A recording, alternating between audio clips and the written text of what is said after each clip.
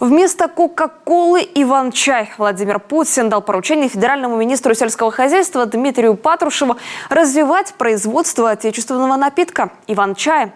Заявление было сделано на форуме «Сильные идеи для нового времени».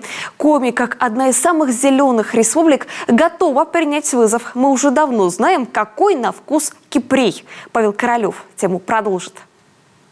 Врач-фитотерапевт Анатолий Худин о любом растении готов рассказывать много и долго, с любовью. Цветы и колосья на полях для него лучшее, что дала нам природа, в том числе кипрей. Он прекрасное растение, я вот люблю он за красоту. Вот иногда подойдешь, срывать ты его. Вначале поцелуешь, а потом сорвешь. Он, видите, он уже доцветает. Осталось совсем уже стручки. Сейчас они потом распушатся и будут, вон, он уже лопается.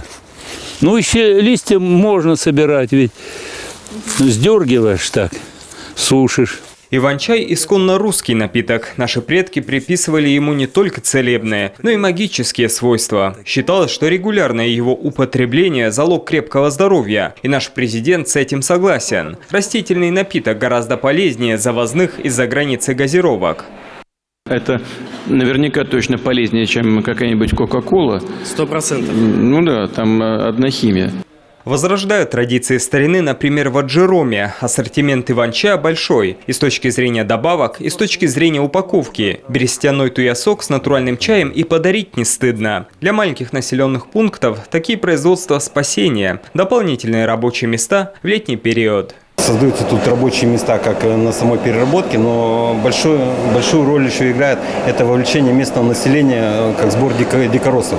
Помимо работников, которые здесь работают, еще непосредственно население, начиная от школьников и студентов, безработные, они все могут заработать в любой момент.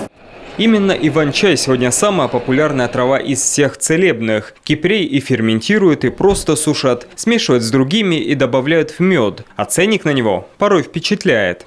Цены уже такие. Я в Москве был 2 года назад, там фирма одна продавала несколько листочков, 30 граммов. 300 рублей. Значит, вы представляете, какие бешеные деньги. Так невольно задумываешься. Оказывается, вот оно богатство. Прямо под ногами. Павел Королев, Анна Зубарева, телеканал Юрган.